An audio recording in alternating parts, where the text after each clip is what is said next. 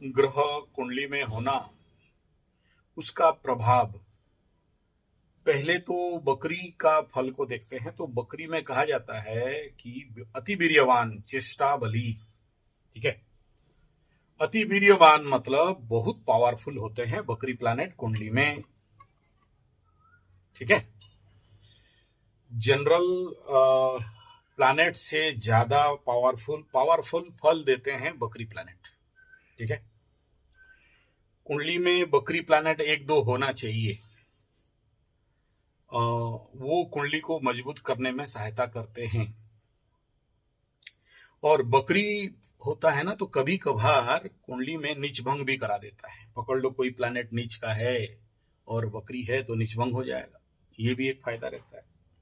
चेष्टा बली मतलब ऐसे लोगों को कहा जाता है कि जब तक आप चेष्टा नहीं करोगे तब तक फल नहीं मिलेगा। मतलब आराम से रिजल्ट देने वाले ये लोग नहीं होते हैं। यानी प्लैनेट कहता है कि यू नीड मोर एफर्ट। ये एक बेसिक कॉमन मतलब प्लेटफॉर्म वाला बात है कि आपको बिना मेहनत करके कोई भी फल इतना जल्दी मिलेगा नहीं। दूसरा, बकरी का एक कॉमन रिजल्ट होता है कि बकैया काम बाकी है, मतलब पेंडिंग कर्मास का संभावना उसमें जिंदगी में रहता है। जैसे आप बता रहे हो कि आपका कोई नौकर चाकर गुलाम आपके साथ काम कर रहा है और आप उससे परेशान हो। बकरी को समझने के लिए बहुत जरूरी होता है कि ये आंख मूंद के समझ नहीं जाना चाहिए कि केवल पास्ट लाइफ का कर्म है। इसका एक संभावना रहता है कि जब भी कोई प्लैनेट बकरी रहता है तो वो आपको ये कहता है कि यू नीड मोर एफर्ट, आपको एफर्ट करने से फल मिलेगा। दूसरा ये रहता है कि ये चेष्टा बली है, चेष्टा करोगे तो फल मिलेगा। और बकरी कहता है पेंडिंग कर्मा, और बकरी कहता है कि आप में बहुत बल है। ठीक है, ये बकरी का फॉर्मूला। बल का अर्थ होता है ग्रह बल, भाव बल कुंडली में। ठीक है, हाँ, बल मतलब खाली ये नहीं समझ लेना कि अगर लग्नेश बकरी है तो स्वाभाविक बात है आपके शारीरिक बल अच्छे होंगे, है ना। और अगर जिस भाव का अधिपति उसमें बकरी अवस्था में है तो स्वाभाविक बात है वो आपको वक्रत्व का फल देगा। ठीक है, तो जिस भाव से है, अगर पराक्रमेश बकरी है तो उसके अधीन पे जो भी छोटा भाई बहन मित्र बंधु पड़ोसी या कर्माधिपति बकरी है तो पास्ट लाइफ का जो भी आप काम कर रहे थे वो कहीं ना कहीं थोड़ा सा आपका पेंडिंग पड़ा है, और आप जब उसको कर दोगे तो काम अच्छा हो जाएगा, है ना। ये बकरी ग्रहों का एक प्रकार का फल है। दूसरा, आपको यहाँ पर समझना क्या है, पहले ये समझो कि अपने, ये बहुत अच्छा बात है कि आप अपने कुंडली को समझना चाहते हो। बकरी प्लैनेट, रेट्रो प्लैनेट कुंडली में है, ये स्वाभाविक बात है कि कुंडली मजबूत हो गया, बलवान हो गया। और ये स्वाभाविक बात है कि आपको जब तक चेष्टा नहीं करते हो फल नहीं देगा। लेकिन एक बात यहाँ पर बहुत अच्छा से समझना जरूरी है कि बकरी प्लैनेट का फल को कैसे आप डिकोड करोगे। मतलब अब देखो, ये नहीं करने तक ये नहीं देगा। इस फल को, बकरी में इसको थोड़ा समझने का कोशिश करो। पकड़ लो किसी का हॉस्पिटल जाने का योग है, जैसे आप बोल रहे हो ना अष्टम स्थान है ना, चोर चपेट एक्सीडेंट, द्वादश हॉस्पिटल है कि नहीं। तो आप हॉस्पिटल में बिना कारण एडमिट हो गए, आपको कोई बीमारी है नहीं, लेकिन डॉक्टर के चुंगल में फंस गए। डॉक्टर बोला कि एडमिट करना पड़ेगा और एडमिट हो गए। और एडमिट होने के बाद आप सोच रहे हो यार अच्छे डॉक्टर लोग मेरे को चूना लगा लिया, बिना फालतू का मैं एडमिट हो गया। और यह हॉस्पिटल में गंदगी है, गंद है, रोगी देख रहा हूं, पड़ा हुआ हूं, निकलने का बहुत कोशिश कर रहा हूं, निकल नहीं पा रहा हूं, और आप विवश हो गए हो और हॉस्पिटल में बैठे हो और अपने किस्मत को कोस रहे हो, अपने डॉक्टर को कोस रहे हो, और जिस जगह में बैठे हो उसको कोस रहे हो। उसी वक्त कुछ ऐसे लोग आपके जिंदगी में, ऐसे नर्स, डॉक्टर या साइड वाला बेड का कोई पेशेंट या फिर कोई और रूप में आपके जिंदगी में उस ग्रह का अधीन, सोचो मंगल है तो पुलिस आ जाए या भाई टाइप कोई आदमी आ जाए और आपको कुछ आइडिया दिया कि जमीन का मैं दलाली करता हूं और आप खरीदना चाहते हो या खरीदेंगे मिलके तो या बेचेंगे, इसका बिजनेस करेंगे तो बहुत फायदा होगा। आप हॉस्पिटल गए तो ऐसे आदमी से आपका मुलाकात हुआ तो आपको लखपति करोड़पति बनने का फॉर्मूला मिल गया। समझ में आ रहा है?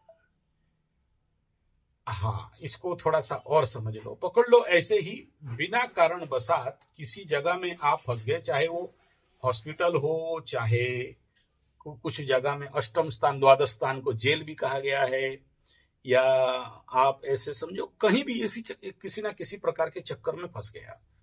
ठीक है, तो फंसने के बाद आपका दिमाग में स्वाभाविक बात है कि मानसिक कष्ट, बकरी ग्रह के कारण पेंडिंग कर्मास और रेट्रोग्रेड प्लैनेट आपको कष्ट दे रहे हैं बोल के आपको लगा।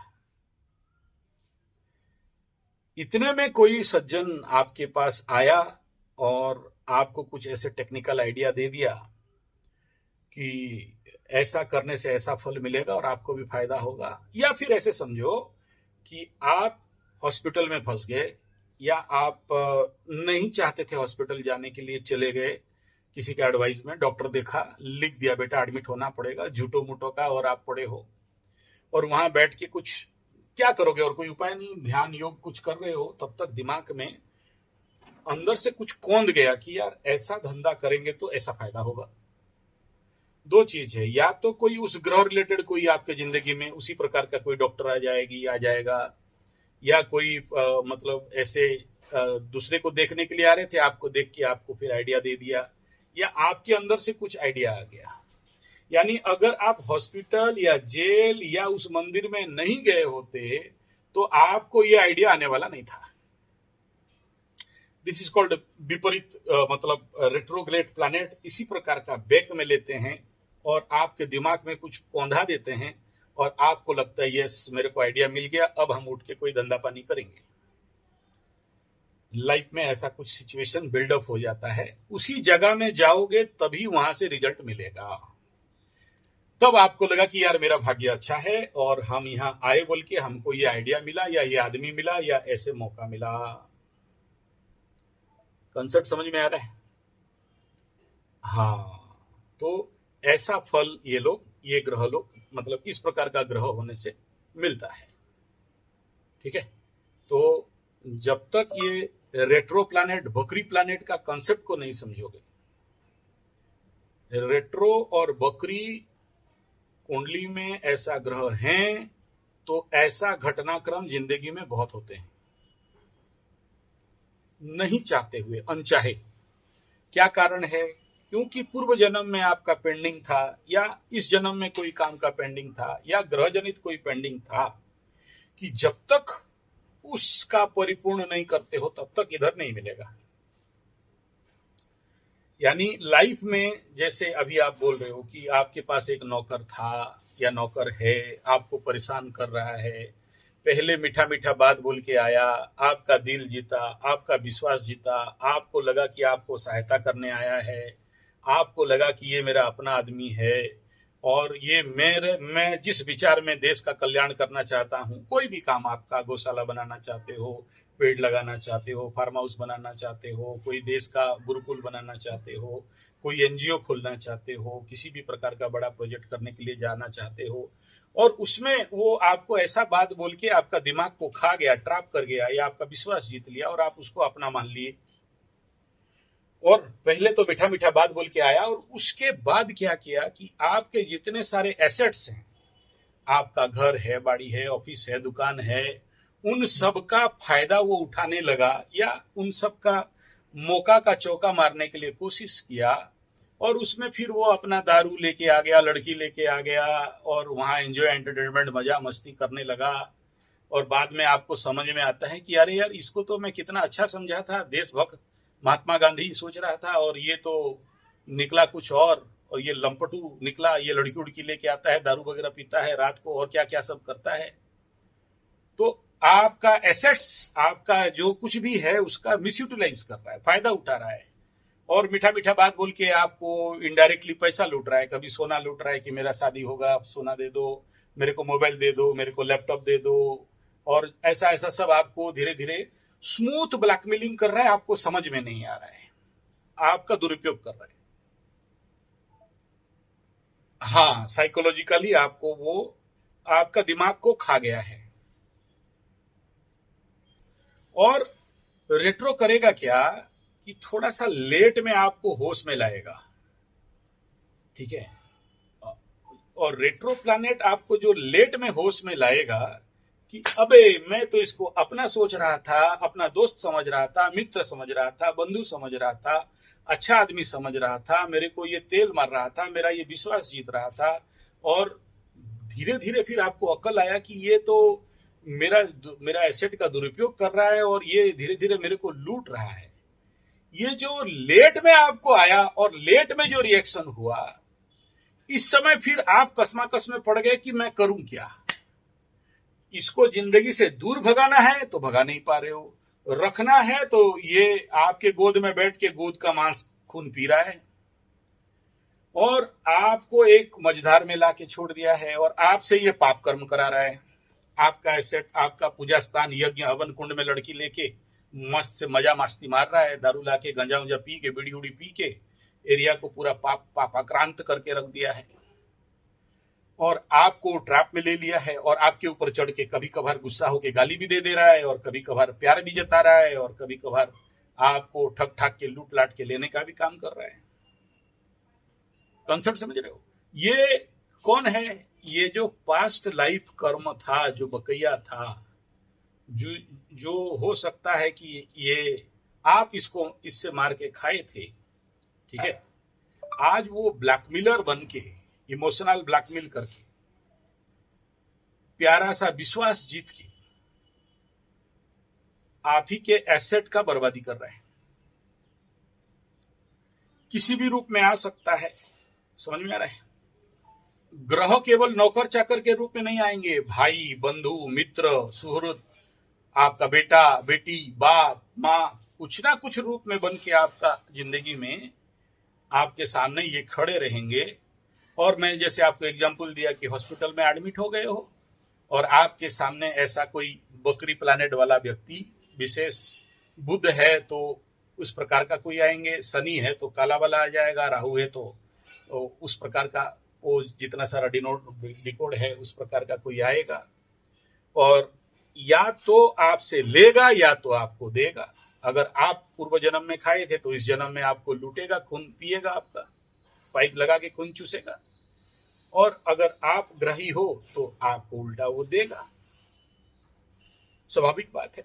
लेकिन मजादार बात यह है कि जब तक पूरा गेम ओवर नहीं होगा तब तक आपको उसके बारे में होश नहीं आएगा, और जिस समय होश आता है बहुत लेट हो गया होता है। ये खेल है बकरी ग्रहों का। और एक इंपॉर्टेंट फैक्टर है कि अष्टमाधिपति बकरी हो या अष्टम में कोई बकरी ग्रह बैठा है, हाँ, तो याद रखना कि गुप्त से गुप्त रूप में समाज को पता नहीं चलेगा, लेकिन आपके जिंदगी में वो किसी भी रूप में, गुप्त संपर्क के रूप में हो या गुप्त धन के रूप में हो या ऑकल्ट के रूप में हो, आपको लुटाई खुसाई होगा, और अंदर से मृत्यु तुल्य पीड़ा मिलता रहेगा। जैसे आप मकर राशि के हो, अष्टमाधिपति सूर्य बन रहा है, कन्या हो तो मैं मंगल बन रहा है, तो उसी रूप में कोई ना कोई उस ग्रह के कोऑर्डिनेट में आपके जिंदगी में कोई ना कोई रहेगा। और मजादार बात क्या है ना, आपको पता चलने नहीं देगा, और जब पता चल जाएगा और जब रेंज पार हो जाएगा तब तक आपसे लूट लाट के वो ले चुका है।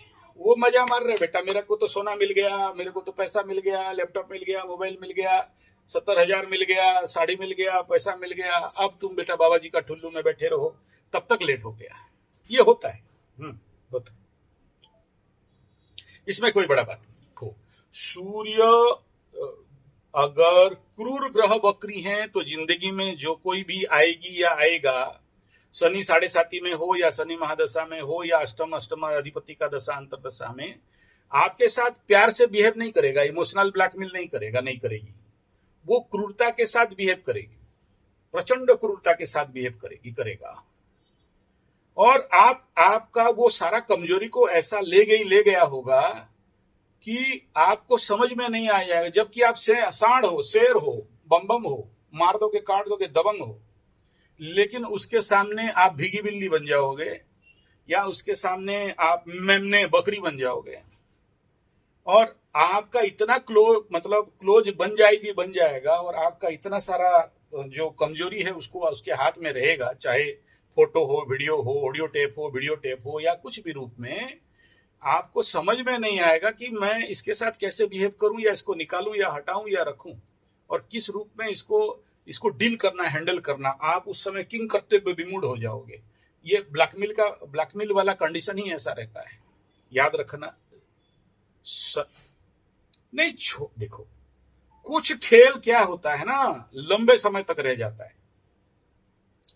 आप जरूर यह है कि उसका इंटेंसिटी घट जाएगा। जैसे पकड़ लो, अष्टमाधिपति का महादशा चल रहा है, या शनि का 7.5 चल रहा है, या ढैया कंटक चल रहा है, और गोचर के कारण अगर ये हुआ तो गोचर खत्म होने के बाद नेचुरली वो सब शांत हो जाते हैं। लेकिन दशानाथ के कारण अगर लंबे समय से ऐसा कुछ घटनाक्रम घटा, तो जब ये इतना जल्दी जिंदगी में छूटता नहीं है। करीब करीब 21, 22, 23 साल तक भी इसका एनर्जी रहता है। मैं देखा हूं ऐसे बहुत सारे लोगों के लाइफ में, इवन इफ कुछ का तो 30 साल तक रहता है। और जब शनि अष्टम में चलता रहेगा, तो ऐसे कुछ मकर राशि वालों को भी देख लो, और अभी सिंह राशि वालों का अभी यही चल रहा है। इस समय जो जिंदगी में आ गया ऐसा कोई नेगेटिव या पॉजिटिव ग्रह जनित कंडीशन में, 21 साल, 20 साल, 30 साल तक भी रह सकता है। इतना आसानी से आपके जान को छोड़ने वाला नहीं है। बढ़िया से लुटेगा, खसोटेगा, बर्बाद करेगा, ध्वंस प्रलय बर्बाद करेगा, तभी जाके वो आपको छोड़ेगी या छोड़ेगा। ठीक है, इसका रेमेडी है, जब तक इस ऐसे ग्रहों का कंप्लीट शांतिकरण नहीं करते हो, ठीक है, इसका शुद्धिकरण जब तक नहीं करते हो, या इस प्रकार के जो आपके जिंदगी में आके बैठ के आपका खून चूस रहे हैं, तब तक ये जिंदगी से हटने वाले नहीं हैं। ठीक है, और इनका आपको लगेगा, जैसे अभी सिंह राशि वालों को जिंदगी में कोई आ जाए तो भगवान बचाए उसको। ठीक है, और अष्टमाधिपति का दशा अंतरदशा में कोई आ जाए तो भगवान बचाए उसको। इतना जल्दी जाने वाला नहीं है। यू नीड दैट ग्रह शांति, तभी जाके कुछ रास्ता होगा। ठीक है, ऐसे केसेस में तो सबसे पहला चीज देख लो कि क्योंकि और कम दिन है अष्टमाधिपति का महादशा, तो उस कंडीशन पे अगर नेचुरली न्यूट्रल हो जाता है, 2026 एंड पार्ट में इसका खत्म हो जाएगा। अगर ये 2026 8 अगस्त महीना तक है ना, अगर खत्म हो गया तो समझ जाओ कि खत्म हो गया। लेकिन यहां पर एक बड़ा परेशानी क्या है कि मंगल के महादशा में अगर ये पर्सन राहु के अंतरदशा में जिंदगी में आई है या आया है, तो फिर 18 साल तक छोड़ने वाला नहीं है। ठीक है, ये कंडीशन यहां पर बनता है। अगला 18 साल आपको यहां से निजात नहीं मिलने वाला है जब तक ग्रह शांति नहीं करते। ठीक है, हाँ, नहीं होता है। ऐसा नहीं है कि हर कुछ को पूजा पाठ करके बड़े बड़े पंडित बुला के करने से होगा, ऐसा नहीं है। आप अपने लेवल पे प्रार्थना करके भी, अपने लेवल पे किसी भी ग्रह को प्रार्थना करके, या उस ग्रह का अधिपति को, या उस ग्रह का देवता को, या कुछ नहीं मिला तो जैसे राहु का महादशा आ रहा है तो कम से कम आपको हर जन्मदिन में एक रुद्राभिषेक कर लेने से, या फिर रेगुलर शिव मंदिर में थोड़ा सा जाके पानी डाल देने से, ये छोटे छोटे प्रोसेस प्रैक्टिस करके अगर निजात मिल जा रहा है तो पंडित के पीछे पड़ के फिर, क्योंकि आज के डेट में पंडित लोग 50-60 हजार लाख रुपया नीचे से बात नहीं करते। ठीक है ना, तो हम लोग इतना जल्दी किसी को उस ऐसे केस में फंसाते नहीं है कि भाई खर्चा करो। ग्रह शांति माने कदाचित नहीं है कि पंडित बुलाओगे, स्वाहा करेगा, 1 लाख 2 लाख खर्चा करेगा तभी होगा, ऐसा नहीं है। आप सिंपल किसी भी शिव मंदिर में जाके 6 महीना 1 साल आप लगे रहो, इतना आसान नहीं है ये। इस प्रकार को मतलब डाइन चिरगन जोंक भूत बोलते हैं ये लोगों को, इनके अंदर ऐसे सवार होके आता है, जब तक नहीं लूट के खत्म करे तब तक आपको छोड़ने वाला नहीं है। ये बकरी ग्रहों का खेल है, याद रखना। जितना रुपया आप मेरे बात का, हाँ मैं आपको बोला कि भाई इतना आपको जल्दी नॉन रिएक्टिव नहीं करेगा, आप खुद मान रहे हो मेरा बात, आप सही बोल रहे हो, आप खुद अपने मुंह से स्वीकार कर रहे हो, तो आप कहां से नॉन रिएक्टिव हो जाओगे? वो तो रिएक्शन में लेके जाएगा आपको, ओवर रिएक्शन करवाएगा आपको।